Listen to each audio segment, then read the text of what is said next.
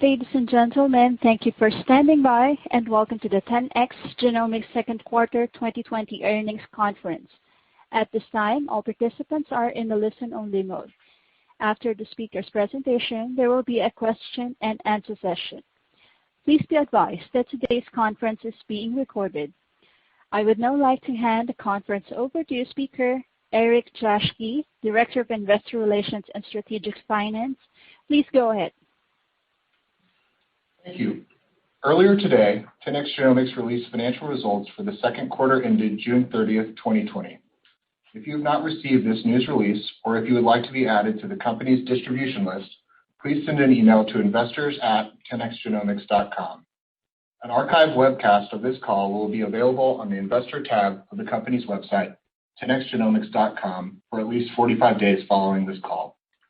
Before we begin, I'd like to remind you that management will make statements during this call that are forward-looking statements within the meaning of federal securities laws. These statements involve material risks and uncertainties that could cause actual results or events to materially differ from those anticipated, and you should not place undue reliance on these forward-looking statements. Additional information regarding these risks, uncertainties, and factors that could cause results to differ appears in the press release 10x Genomics issued today, and in the documents and reports filed by 10x Genomics from time to time with the Securities and Exchange Commission. 10x Genomics disclaims any intention and obligation to update or revise any financial projections or forward-looking statements, whether because of new information, future events, or otherwise. Joining the call today are Serge Saxonov, our CEO and co-founder, and Justin McAnear, our Chief Financial Officer. In addition, Brad Crutchfield, our Chief Commercial Officer, will be available for Q&A. With that, I'll now turn the call over to Serge. Thanks, Eric. Good afternoon, and thank you for joining our call to review our second quarter 2020 results. I hope you and your families are staying healthy and safe. I'd like to start out the call today by again thanking the amazing team at 10x for their unwavering dedication and incredible execution during this quarter, despite all the challenges they've had to face. I've always been proud of our team and culture, but it's been especially inspiring to see the ability that everyone has shown to adapt and succeed in the face of new obstacles.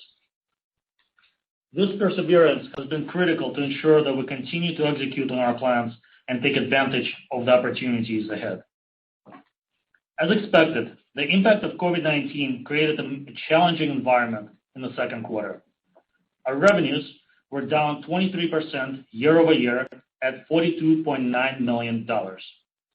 This decline was a direct result of widespread customer lab closures due to the pandemic. We started the quarter with only 25% of our customer labs open, and we exited the quarter with nearly 60% open, though most of them have been operating at a much reduced capacity. We anticipate that lab closures will continue to impact our business until our customers are fully operational. That said, once we look past the short-term disruption, I'm more confident than ever in our mission and in our business. It is clear that the current events have reinforced the importance of mastering biology, and not just among researchers, but among the broader public as well. As just one example, if finalized, the proposed increase for next year's NIH budget would be one of the largest in decades. In many ways, the COVID pandemic is likely to become a catalyzing event for accelerating the century of biology. On today's call, I will start with a review of our commercial progress during the second quarter. Next, I will discuss some operational highlights, including the launch of several breakthrough products. I will also discuss our thinking about the future and the investments we're making to capitalize on long-term opportunities. I will then turn the call over to Justin for a more detailed look at our financials, including additional detail on the impact from COVID-19 during the second quarter. So starting with our commercial business. Despite the impact from widespread lab closures, we were encouraged by several dynamics we saw throughout the quarter. Importantly, there was continued and high level of engagement from our customers while they were away from their labs, but planning for their eventual return. Also, we saw strong demand for our instruments, particularly driven by COVID-19 related research which often required placing the Chromium controller in a biosafety lab. On select occasions, because of the urgency of their work, we provided some customers with strategic discounts on instruments used directly in COVID-19 research. While we're encouraged by the short-term demand for our instruments related to COVID, it's also important to note that the benefits to 10x and to the greater COVID research efforts will be realized over the long term. The research into the biology of COVID-19 and other infectious diseases enabled by these instruments will likely persist far into the future. While the demand for our consumables was significantly reduced during the quarter because of COVID-19, we saw notable tailwinds from our immune profiling products.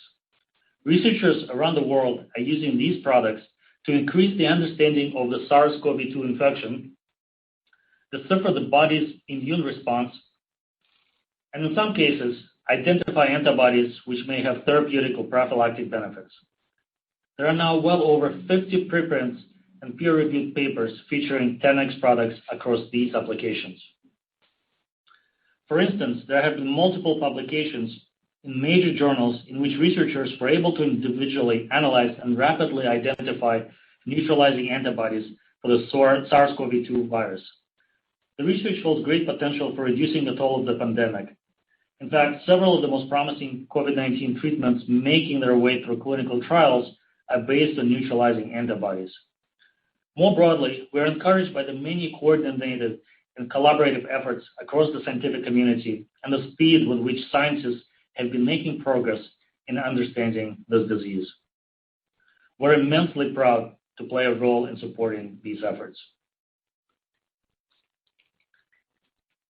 Now, while the overall usage of our single-cell consumable products was significantly impacted this quarter, the underlying demand remains strong. We experienced continued high engagement from existing customers, as well as robust interest from new potential customers based on high levels of attendance and follow-up in our numerous webinars and virtual events. There are now over 1,000 peer-reviewed publications featuring our single-cell products. These publications serve as a validation and an accelerant of future demand because they demonstrate the value of single-cell approaches across just about every area of biology and disease, spanning the spectrum from basic exploratory science to translational work with clinical applications. And of course, the COVID-19 pandemic is a stark demonstration that when faced with an urgent need to understand the biology of a disease, single-cell approaches are essential. Turning now to spatial, we saw continued enthusiasm for our Visium platform, particularly once researchers were able to come back to their labs. In addition to the strong adoption of Visium with existing Chromium users, we have seen a continued uptake with customers who are entirely new to 10x. Furthermore, a substantial fraction of the Visium business last quarter was driven by repeat customers. We are encouraged by this trend because it speaks to customer enthusiasm, especially given that the platform was launched only a short time ago. We have been excited to see a wide range of applications and use cases that our customers are pursuing with Visium. In particular, we have been seeing continued interest from translational researchers. Responding to this interest, we formally announced the launch of the Visium Clinical Translational Research Network in June. With members including global industry leaders like GSK, Johns Hopkins, and Mass General, this network will function as a collaborative research community. It will aim to accelerate the expansion of Visium into clinical translational studies and to enable discoveries across multiple disease areas, including oncology, neurology, and immunology. With this program, we provide our members with exclusive access to specialized support and various discounts on Visium products. Many of the participants have already started their work, and we expect publications to begin rolling out later this year. Now, turning to internal execution, we have been working to meet the significant operational challenges that the COVID-19 pandemic imposed on the business. Our product development teams, as well as our manufacturing, shipping, and customer service functions, need to be on site. On our last earnings call, I stressed our commitment to ensure a safe work environment for all of our employees. With that imperative in mind, we implemented a novel program to provide the recurring SARS-CoV-2 testing for all employees at our Pleasanton headquarters who are unable to accomplish their jobs remotely. This testing is just a part of a comprehensive approach to maintaining a safe workplace that also includes digital employee symptom screening and risk factor assessment, provision of personal protective equipment, and other preventative procedures. With the testing program and other measures in place, we have been able to dramatically increase our R&D productivity relative to the height of the shutdown. Furthermore, we have been able to maintain our production, shipping, and customer service functions throughout the pandemic. We also pushed forward with our implementation of a long-term cloud-based ERP system in the second quarter. We believe the new system will enable increased automation and operational clarity and serve as a foundation to help us scale the business in the years ahead. Despite COVID-related challenges, we substantially completed the transition onto this platform in early July, as planned. Now, in the first quarter, we laid out an ambitious roadmap of new products and applications. And we have been executing on this roadmap, having now launched multiple products so far this year, with more on the way. This has been a great operational achievement by our team, given the challenging environment and the large number of unexpected obstacles. We believe that many of these newly announced products will enable significant new research and exciting new discoveries across biology. And I will now give an overview of the products we have launched so far this year. Starting with our Chromium Targeted Gene Expression Solution. By allowing customers to focus on the cell types and biomarkers that matter most to their research, the solution is designed to enable them to answer biological questions quickly, efficiently, and cost-effectively. By moving beyond unbiased discovery and into targeted research via predefined and custom panels, our targeted solution will accelerate adoption of 10x in cancer and immunology research and drug discovery, as well as among a much wider group of customers within basic science research. This product is currently shipping to all 10x customers. We have consistently heard intense interest from our customers in the ability to simultaneously profile gene expression and epigenetic programming from the same cell across many thousands of cells at once. To satisfy this demand, we have developed and began taking orders earlier today for a single-cell multi-omic ATAC plus gene expression product, providing our customers with a unified view of a cell's gene expression profile and its epigenetic landscape.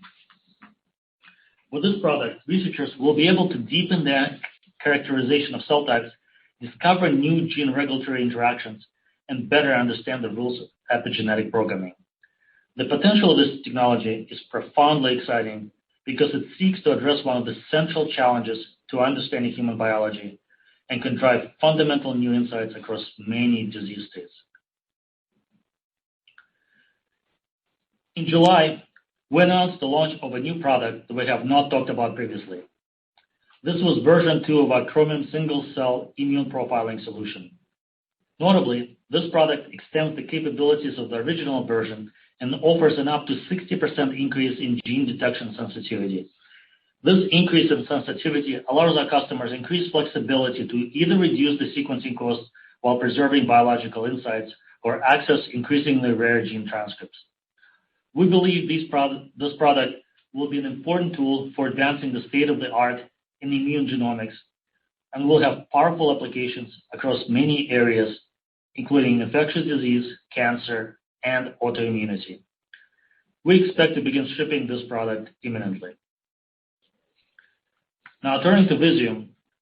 Similar to the targeted solution on Chromium, our targeted Visium gene expression product will allow researchers to focus on the cell types and biomarkers of interest, while also maintaining the spatial arrangement of these cells within their tissue sample. We believe that this will be particularly useful in translational settings and allow researchers to balance costs with biological insight. We expect to begin shipments in September. Since our last earnings call, we also started shipping Visium spatial gene expression with immunofluorescence solutions. which is extending Visium to protein analysis. With this solution, researchers are able to perform whole transcriptome spatial analysis and immunofluorescence protein detection in parallel. This capability is likely to open up a lot of fascinating areas of discovery. Within neuroscience, for example, we have seen customers compare Alzheimer's postmortem brain tissue to normal brain tissue using immunofluorescence to look at amyloid beta plaque within the tissue and overlaying gene expression data via Visium. Lastly, I want to touch on our integrated software. In early July, we launched the latest version of our data analysis pipeline, Cell Ranger 4.0, which adds support for targeted gene expression analysis.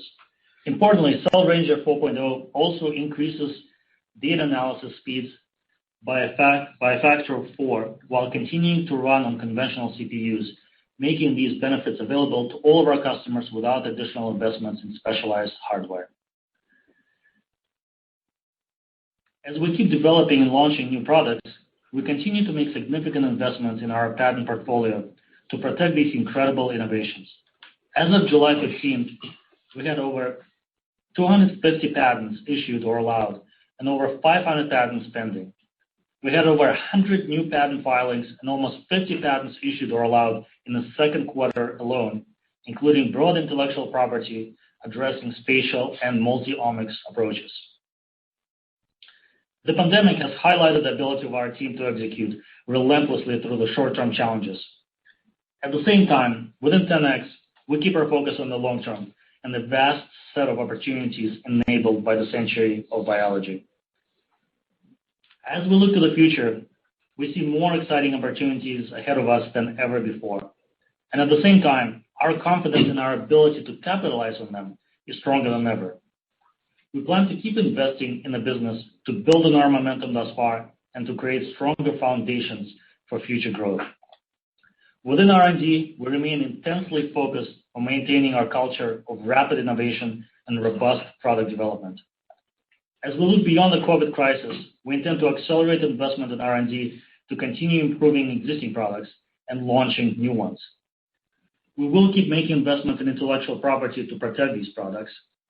And within our commercial organization, we will continue to build out sales force across key geographies around the world, as well as invest in capabilities to address the interest we're seeing from the biopharma and translational markets. So in summary, this was a tough quarter, but our team executed remarkably well. While the near-term environment is likely to remain uncertain, the long-term fundamentals of our markets are very strong. The importance of our mission is as clear as ever, and we will drive to provide the technologies needed to accelerate the mastery of biology and advance human health. With that, I will now turn the call over to Justin for more detail on our financials. Thank you, Serge. Total revenue for the 3 months ended June 30th, 2020 was $42.9 million compared to $55.8 million for the prior year period, representing a 23% decrease year over year. Consumables revenue was $34.2 million, which decreased 27% over the prior year period. Instrument revenue was $7.3 million, which decreased 12% over the prior year period. Service revenue was $1.5 million, which increased 48% over the prior year period. Consumable revenue was impacted this quarter due to lab closures having a direct impact on the ability of researchers to perform experiments using our products. Instrument revenue was also impacted this quarter due to lower ASPs, primarily related to the strategic discounting of COVID-related placements. Service revenue was not materially impacted. North America revenue for the second quarter was $20.3 million, which decreased 39% over the prior year period. EMEA revenue for the second quarter was $11.7 million, which decreased 4% over the prior year period. APAC revenue for the second quarter was $10.9 million, which increased 3% over the prior year period. The decline in revenue this quarter was the direct result of widespread customer lab closures. We started the second quarter with about 25% of customer labs open. In mid-June, as conditions began to improve, we saw a modest acceleration in U.S. lab openings, which continued through the final 2 weeks of the quarter. By quarter end, we estimated that approximately 60% of our accounts in aggregate were open for general research, with the majority of those operating at a much reduced capacity. Labs within the U.S. were closed throughout most of the quarter, with a modest acceleration in openings beginning in mid-June and continuing through the final 2 weeks of the quarter. Labs in EMEA began to reopen slightly ahead of those in North America before plateauing in mid-June. The recovery experienced in APAC, primarily driven by China, towards the end of the first quarter held into the second quarter, and the percentage of labs closed in that region remained fairly consistent throughout the quarter. Thus, the net impact to our Q2 revenue was primarily driven by customer lab closures in North America, and to a lesser extent, those in EMEA and APAC. We believe that the rate of lab reopenings will remain unpredictable, and at this time it is unclear how unknown factors, such as resurgent case counts or another wave of infections, may impact the pace of lab reopenings in the coming quarters. Now, turning to the rest of the income statement. Gross profit for the second quarter of 2020 was $32.9 million, compared to a gross profit of $40.8 million for the prior year period. Gross margin for the second quarter was 77%, compared to 73% for the second quarter of 2019. The gross margin increase was primarily driven by lower accrued royalties related to ongoing litigation, partially offset by charges related to idle capacity and the continued build-out of our manufacturing facility in Singapore. Total operating expenses for the second quarter of 2020 were $72.3 million, an increase of 41% from $51.2 million for the second quarter of 2019. This was primarily attributable to increased personnel-related expenses related to ongoing expansion within R&D and the commercial organizations, stock-based compensation, increased infrastructure spending, legal expenses, and the administrative costs of becoming a public company. R&D expenses for the second quarter of 2020 were $27.5 million compared to $18 million for the second quarter of 2019. This was driven primarily by $8.2 million of increased personnel-related expenses, including stock-based compensation, and $1.3 million increase in allocated costs for facilities and information technology. SG&A expenses for the second quarter were $44.4 million compared to $32.6 million for the second quarter of 2019, with the increase driven primarily by $8.8 million of increased personnel-related expenses, including stock-based compensation, and $1.4 million of increased legal expenses. Operating loss for the second quarter was $39.4 million compared to a loss of $10.4 million for the second quarter of 2019. This includes $13.9 million of stock-based compensation for the second quarter of 2020 compared to $3 million for the second quarter of 2019. Net loss for the period was $40.2 million compared to a net loss of $10.9 million for the second quarter of 2019. We ended Q2 2020 with $339.8 million in cash and cash equivalents. While we are encouraged by the recent trends, there remains near-term uncertainty related to COVID-19, and we will refrain from reinstating guidance at this time. At this point, I'll turn it back to Serge. Thanks, Justin. Before closing, I want to again thank everyone at 10x for all of your efforts this past quarter. It's been amazing to see how well you have executed, and I could not be more proud to be a part of the team. Despite the potential for near-term volatility, we're as confident as ever about the long-term opportunities ahead for 10x, and we're committed to making the necessary investments to capitalize on these opportunities. This is the century of biology, and we're just getting started. With that, we will now open it up for questions. To ask a question, you will need to press star 1 on your telephone. To withdraw your question, please press the pound key. Once again, to ask a question, please press star 1. Your first question is from the line of Tycho Peterson of J.P. Morgan. Your line is now open. Hey, thanks. Serge, maybe I'll start with the Clinical Translational Research Network. Can you maybe just help us think about that in context, the 45 biopharma customers, how material that could be in terms of, the volume and volume ramp and utilization levels, and will this also drive Chromium Connect placements as well? Thanks. I would say it's not as far as revenue impact in the near term. I think I would caution against putting too much weight. In the long run, certainly we see that as one of the accelerants for the clinical and the pharma markets as well. Similar with the Connect in that front as well. Again, these are the steps we're putting in place and investments we're making for market development that should bear fruit in the next year and beyond. And then on the COVID dynamic, are you able to put any metrics around just the size of the opportunity? And should we mainly think about it as impacting the immune profiling V2 product that you highlighted? Is that the main driver? Well, so the V2, the immune profiling product, certainly COVID has a significant tailwind for that product, but it's going to have certainly have the applications well beyond just COVID.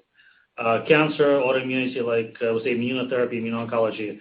So those are the big drivers for that product as well. As far as COVID the tailwinds are concerned, they're definitely there. They're substantial, but they're, I would say, relatively speaking, they pale in comparison to the headwinds we're suffering from the lab closures. Okay, and then there's two housekeeping ones before I hop off. On Visium, you didn't give an updated number of labs. You did that the last 2 quarters. Are you able to talk on how many customer sites are using Visium? And then secondly, on FFPE, I'm just curious, is that still on deck for early next year? Thanks. So in terms of customers for Visium, the number at this stage is over 600. So we've added a substantial number of labs over the course of last quarter. And as far as the FFP for Visium is concerned, that's still on plan for first half of next year. Okay, thank you. Your next question comes from the line of Derik De Bruin of Bank of America. Your line is now open. Hi, good afternoon. Hey, I realize that there's a ton of moving parts and variables, but I'm just sort of wondering if you can give us a sense of what the difference was in demand in the basically what I'm saying, if 60% of your labs were open at the end of the quarter, and that started in sort of mid-quarter, I'm just sort of thinking what was sort of the revenue contribution in that last 2 weeks to get a sense for it. I'm just trying to get a sense for that so I can try to model forward on a forward basis. Hey, Derek, this is Justin. I'll take that. Typically, we do see a higher concentration of revenue in a normal quarter, particularly in the last few weeks. In Q2, we did see more weighting, particularly in the last 2 weeks of June, than we normally see. And I do think that was related to a number of customers that were shut down for the majority of the quarter, that opened up around the same time. So we did see a spike during those last couple of weeks. I think it remains to be seen what that will look like steady state as the customers then move to be out of sync with one another. And I guess we heard some other companies have mentioned about people worried about not getting their hands on supplies going forward, and any sense of stocking or people buying ahead of when they think things are going to open up, in that sense? No, we didn't see any indications of any kind of pull forward or buy ahead from customers. Got it. And I mean, obviously, you're very heavily in U.S. academic markets, and I guess, can you give us some flavor on what you're hearing from your customers on their lab openings? I mean, any sense of a flavor for how many think that, are their labs half staff, fully operational? Do you have any sense of sort of the mix? I know you said that most of them are still at reduced capacity, but can you give us some flavor on that? And does it have any rhyme or reason in terms of the size of the institution, the types of institutions, and just some sense, just a little bit more flavor on what you're sort of seeing in that critical segment of the market. Hey, Derek, this is Brad. I'll take that. It's really a mixed bag. I mean, presumably our customers are having the same problem that everybody else has, dealing with childcare and other disruptions. Obviously, the local situations are changing. This is obviously when we were on the call last quarter or early this quarter. I guess it was the last quarter. We would have seen. We thought that the South was opening up really fast, and we thought that was portend for the future. But the coast were much slower in opening up, and even now, institutions are all trying to figure out how to get as many people in the lab through different shifts, and then just plain distancing, and that certainly impacts the capacity of it. Got it. And I guess, and if I missed it in your remarks, my apologies, but did you give a number for how many Chromium Connects you placed? No. We aren't splitting the Connect out from the regular Chromium controller at this time, and we'll update the total install base annually. And one final question before my competitors kill me. The ramp in the Visium, are you seeing people reordering? Is it mostly new people? I guess, can you give us some flavor on how those experiments are ramping and how people are ordering? Is it new customers? Is it reorders? Is it people expanding experiments if they try it? Just some flavor on the ramp. Yeah, Derek, this is Brad. We definitely have seen good reorder rates, people using it, starting to adopt it, expanding the size of their experiments, number of samples, things like that. Obviously, again, the second quarter and the limited access to the lab didn't help. But overall, I think we continue to be impressed by the wide range of use cases and how those are moving to publications, and really looking forward to the publications that we see already coming out in bioRxiv, but ultimately ones that will come out throughout this year will really expand the whole horizon for Visium. Great. Thank you. Your next question comes from the line of Doug Schenkel of Cowen. Your line is now open. Hey guys, thank you for taking the questions. My first one is one which I think I know the answer to, but I want to ask it anyway.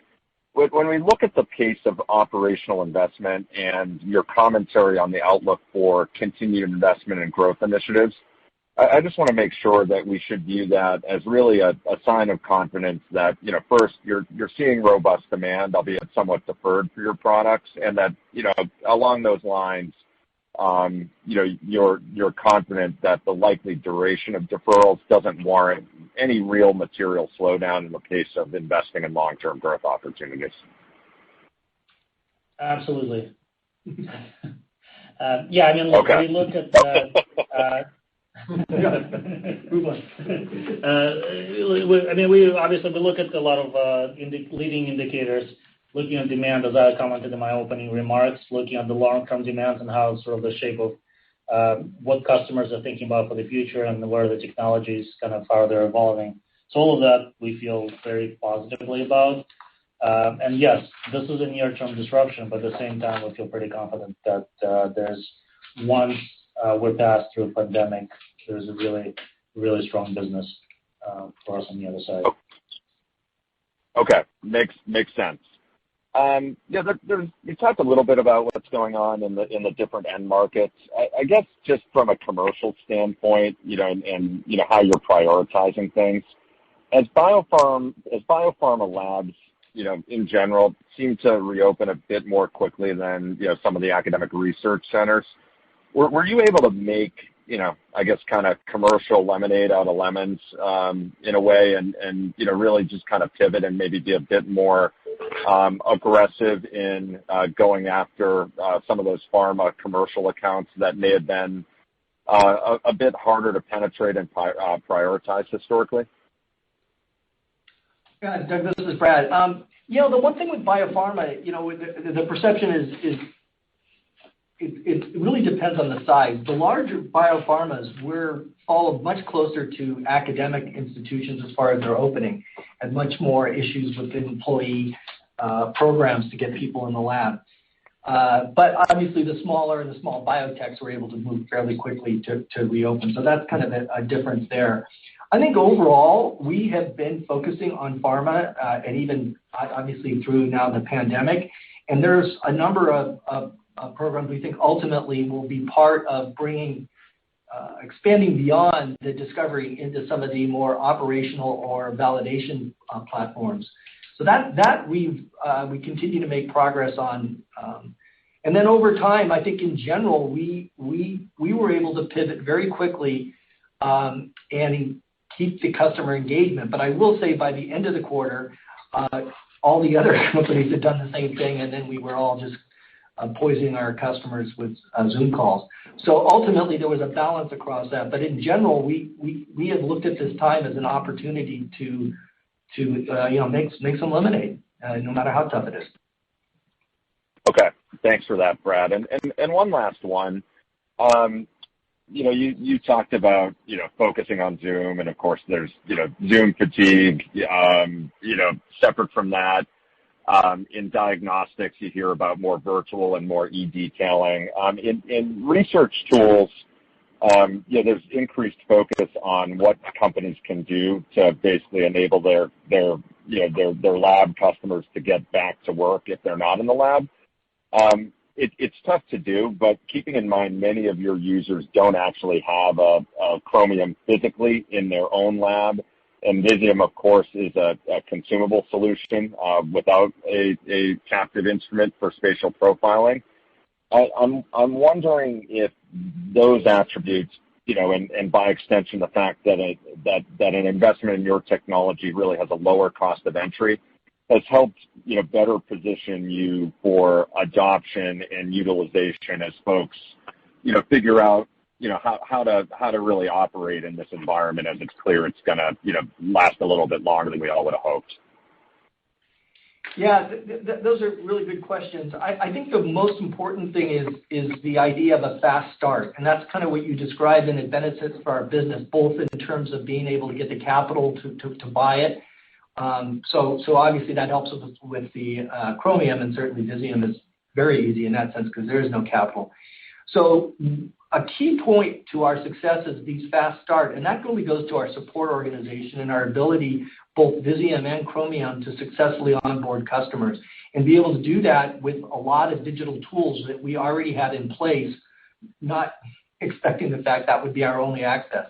So that fast start has allowed us to get even customers with Visium who, got into their labs at the end of the quarter, again, didn't have any capital investment, and we were able, through our support organization, to get them up and running and doing experiments and getting data. The other thing I'll point out, and you kind of touched on this, is that we have, there's a lot of capacity for our instruments, so we have a lot of people who use other instruments, the so-called halo users, which ultimately become useful as opportunities for us to sell a Chromium instrument to. Well, in the world right now where there's a lot of controls about buildings and what floors you can go on and all that, is we're starting to see a lot more interest in and helping us drive box placements as well. Okay, super helpful. Thank you guys for all the detail. Your next question comes from the line of Luke Sergott of Evercore ISI. Your line is now open. Hey guys, maybe just another way to ask Derek's question and getting kind of the pace of the recovery. And so when you think about those 60% of the labs that are now open, how has the capacity, I know you talk about reduced capacity, but the labs that were open before, the 20% that you guys talked about before, has their capacity increased, or are you seeing that kind of cap out at 60%, and then as these other labs come on, they're at 20 and going up to 60? I'll take this. It's interesting because it's all over the map. We have examples in Germany where you have institutions that are almost fully operational at this point, and then we have, most of the big U.S. labs that customers, if we even go to the coast, are operating, probably around 50% capacity. And again, I just always warn that opening closed capacity is a good number, and we certainly literally watch that on a weekly basis. But remember, in some cases, even labs that are opening maybe only 20% will be consuming a lot of our product because it's really at that front end of the experiment, the sort of sharp end of the spear, as I like to say.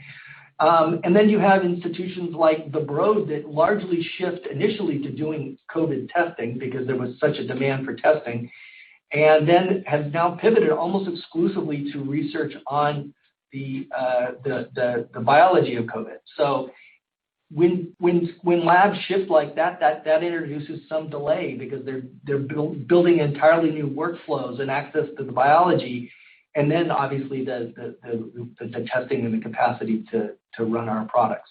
So there's really a mixed bag on this one. I don't know how to give you more resolution on that, but that's kind of how we look at it.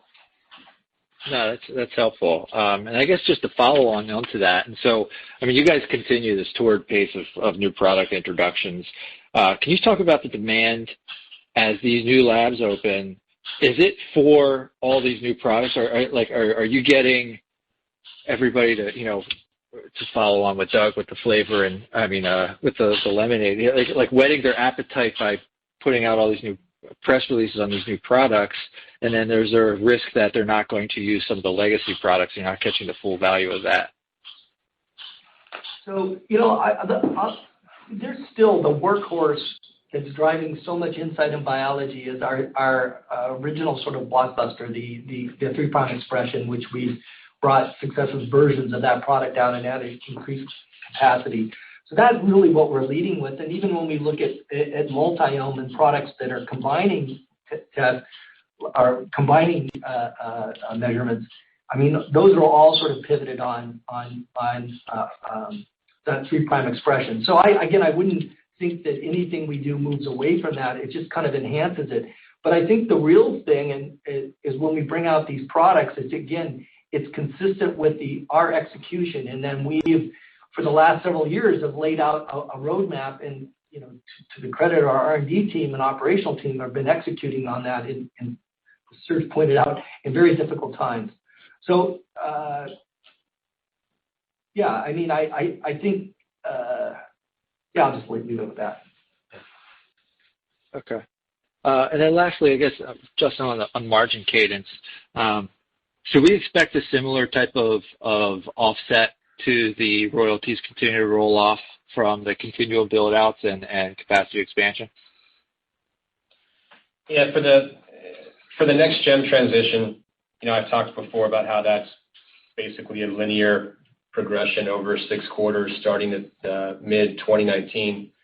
We're basically executing along that schedule, maybe slightly ahead of it on a percent basis from where we would expect to be if you just straight lined it. And I would expect that we would continue at the same pace through the end of the year. Awesome. All right. Thanks. Your next question comes from the line of Patrick Donnelly of Citi. Your line is now open. Great. Thanks. Appreciate the color on the lab openings, through June. Obviously, a few questions on that. Any insight you guys can provide? Obviously, it's been another month and a half since then. We've seen the cases in the U.S. tick up, obviously. Any framework you can provide just around kind of the last month and a half as things have gotten a little worse here in the U.S. in terms of openings, spend, whatever it may be on the lab side? Hey, Patrick, this is Justin. I'll take that. 60% of labs were open at the end of Q2, but as Brad said, most were operating at reduced capacity, some at a much reduced capacity, and there was a pretty wide range of variability amongst those labs. We haven't necessarily seen things get worse since then. Overall, if I was to give some color on how Q3 is shaping up, I would say that revenue is tracking pretty similar to where we were a year ago. Okay. No, that's really helpful, Justin. Thanks for that. And then I guess on the COVID market, how aggressively are you guys going after that? It sounds like you discounted some instruments to get placements out there. Can you just expand a bit on the demand you're seeing there? Any way to size the opportunity, potential tailwinds from some of that research? So, Brad, this is Brad. I think in the end, the SARS-CoV-2 is going to be effectively a model for how people will study the immune system, because it is so much data around the outcomes and how the immune system responded to the virus, and then in some cases over-responded. And so in a sense, we see a lot of interest to use these wealth of data and patient outcomes. And I've said this before, we continue to push on that, we market around that, and it's not just the immune profiling product, it's all our products are studying the biology. And I think over time, you're going to see more and more studies that are looking at time course studies on multiple tissues, because it turns out they're all related and they're all communicating. To me, I think this is, as Serge pointed out at the beginning, in some sense, this pandemic has created an incredible value case for the study and understanding and mastery of biology. I think specifically SARS itself will be a great case study. That's helpful, Brad. Thanks. And maybe just one last one, might be for Serge or Justin, just on the IP side, and maybe just an update there. Obviously, we saw some news last week. Can you just run us through, I guess, what you guys thought about that, and then what's left outstanding, any timing expectations in the near term in terms of material updates on that side? So in terms of, I'll take that, Serge.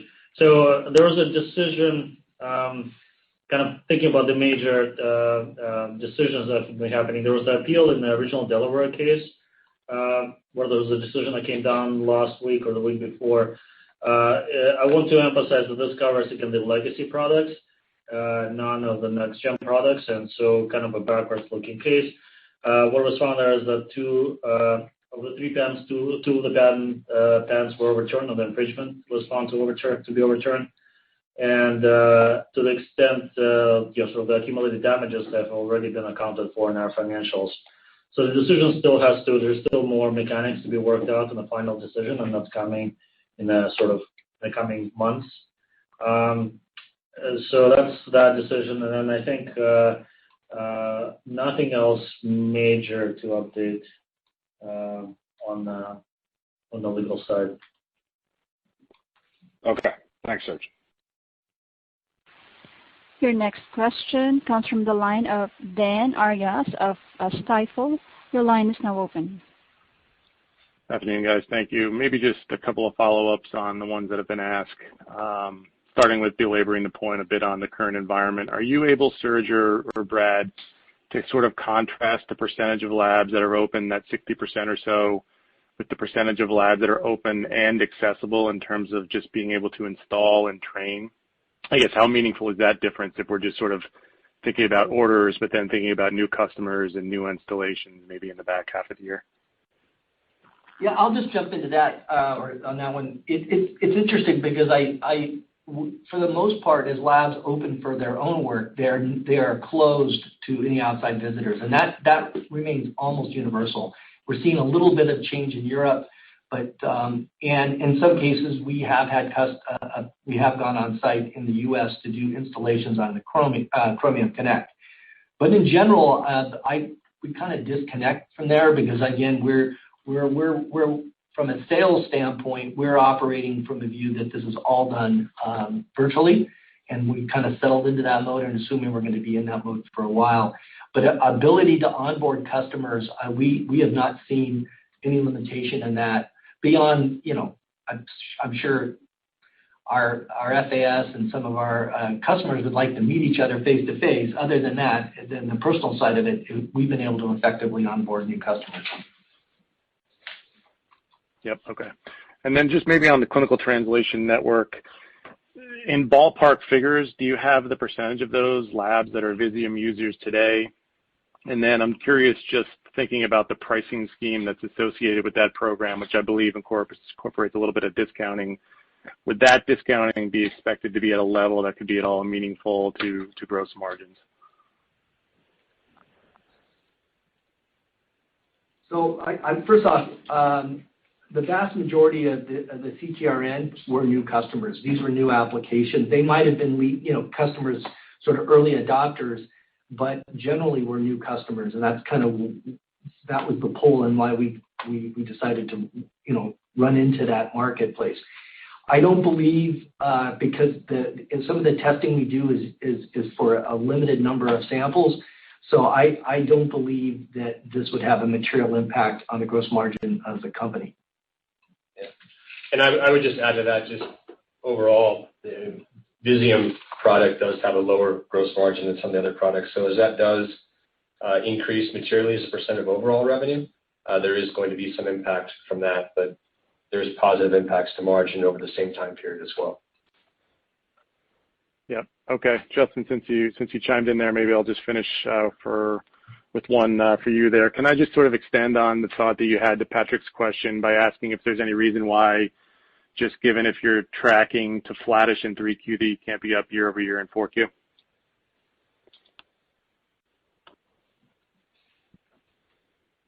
Yeah, I said as far as Q3 goes, like I said to Patrick, it does look like we're shaping up to be, at least from the few weeks that we can see from this quarter, that we're on pace to be pretty similar to Q3 of last year.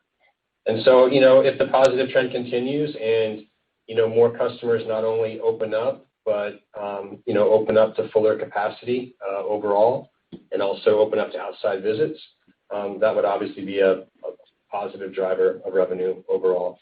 But there's also the risk that things could turn the other way, which we haven't seen to date, but there is that risk, and things could turn down as well. So it all hinges upon the openings and how they're going to progress between now and the end of the year. Yep, certainly understand that. Okay, thanks a bunch.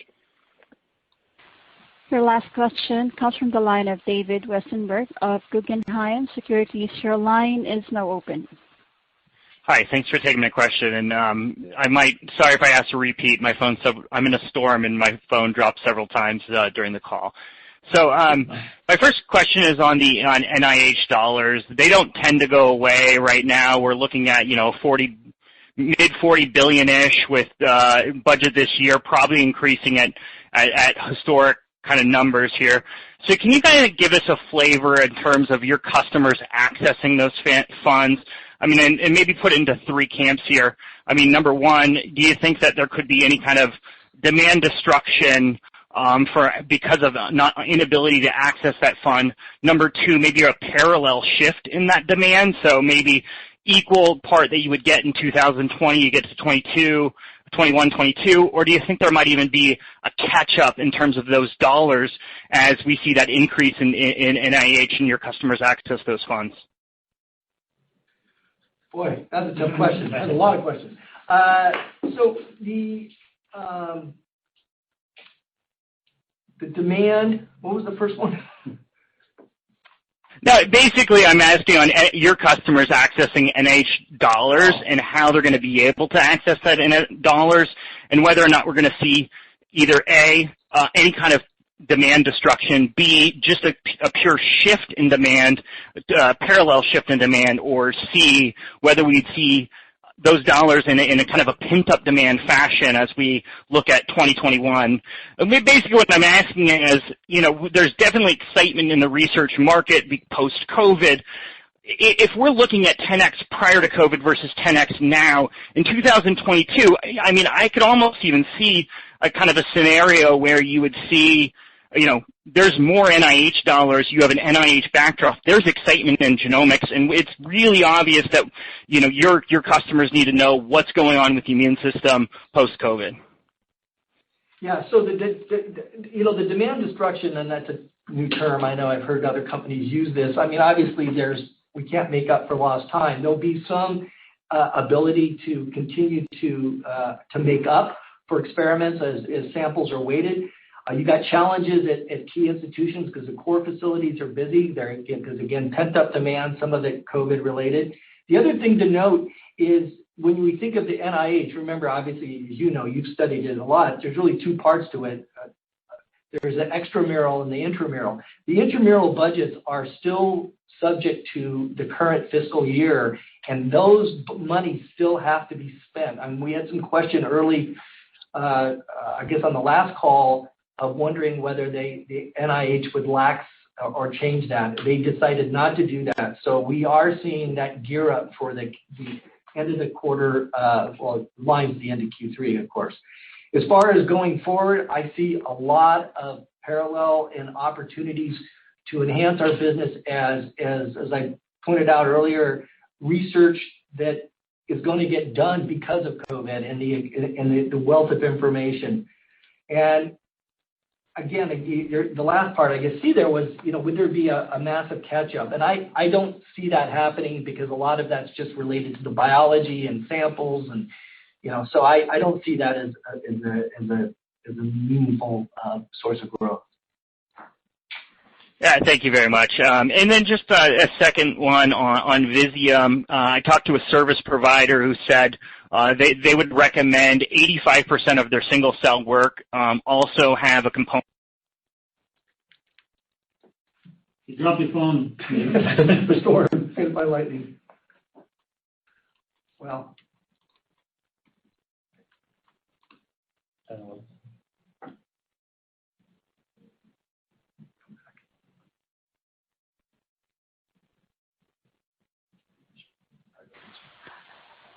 Ladies and gentlemen, this concludes today's conference call. Thank you for participating. You may now disconnect.